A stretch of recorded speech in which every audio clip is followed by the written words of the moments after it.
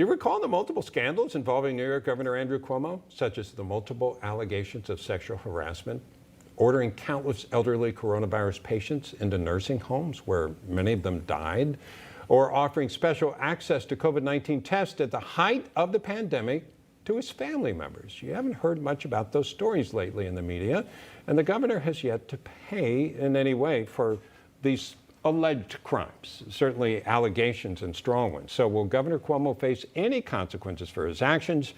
Joining us now to discuss, former FBI agent and author of Sheep No More, Jonathan Gilliam, who says he has some inside knowledge of what lawmakers in New York are saying about the governor. So please tell us, Jonathan, what do you got?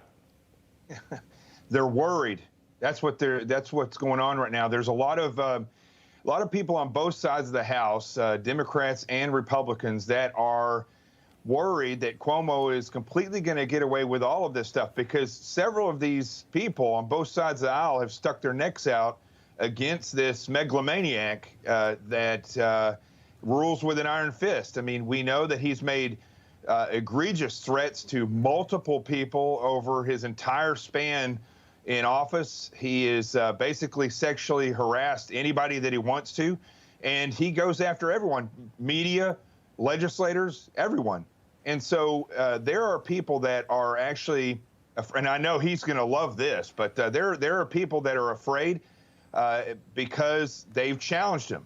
And in Albany, that's not the way that megalomaniac Cuomo runs things. He does not like to be challenged. And as you can see, the way this entire thing has been orchestrated, it has not been to hold him to task. It is just a show very similar to the Hunter Biden show. That it's very unlikely that anything is going to come out of this. And apparently he knows that, perhaps because he can look at what has happened in the past to several other governors. You can just ride it out. If you wait long enough, it will disappear from the headlines, so to speak, because one of the headlines recently this past week that came out was that he, in fact, Cuomo, is leading these conversations that are going on every day about COVID and how we're responding to COVID instead of President Biden. Right. And you know, another thing, listen, Heather, if you were to do even a fraction of the things that he has done as a civilian, the FBI would be involved in this already. Mm-hmm. And you would be, and if we had a real attorney general, you know, like Giuliani was back in his day in New York, you and I would be held to task, and they would not stop until they found something. Because here's typically what happens. Not saying that you're bad, Heather, but bad people, when they get caught doing something in politics, it's not the first time that they've done something. And typically when they get caught, it's because they have a history of doing things and they got comfortable. So when law enforcement goes after these people, they can dig and these things will just appear. Well, none of that is happening. But if it was you or I on civilians, we would already be looking at jail time. I want to play a clip from one of Governor Cuomo's accusers and get your reaction. And just to remind our audience, this is only one of multiple women accusing Governor Cuomo of sexual harassment. Here is Sherry Ville, who came forward last month, spoke with Gloria Allred to tell her story. Governor Cuomo went into my house with my husband's son, along with his staff and some town officials. I came in shortly afterward, and when I walked in, I said to the governor, "Do you think that we have to live like this?"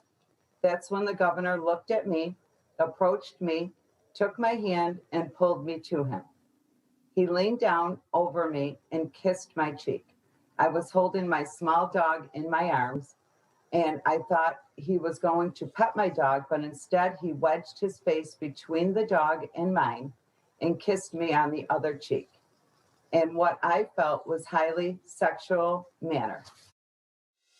Now, obviously, she's reading her account to make it all legal. I assume that's part of documents that are filed now. What's your response, Jonathan? Well, that's typical for what he does. But one of his interns, and forgive me because I don't remember her name right now, but heard a tale about what happened with him was like listening to a sexual predator. I mean, it was unbelievable the way that Cuomo has these different females in as interns and aides, and then he basically grooms them by playing the old guy who doesn't know anything about his phone to get them in there, and then will, you know, make sexual advances or touch them inappropriately. Listen, these are the actions of a predator, and that's what Cuomo is. It doesn't matter if he's threatening other politicians. It doesn't matter if he's sexually harassing females. He's a predator. Here's the thing I'm worried about, though, Bob, is that the media is going to forget this, because look at California. The media in California has really taken hold of what has happened to Gavin Newsom, and it's been effective.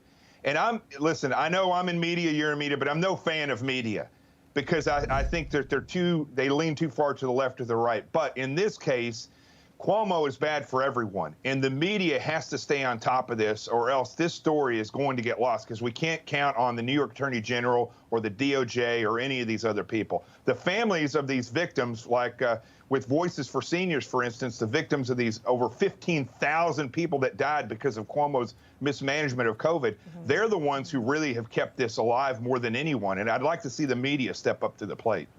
All right. Jonathan Gilliam, thank you so much, as always, for joining us. You got it. Thank you.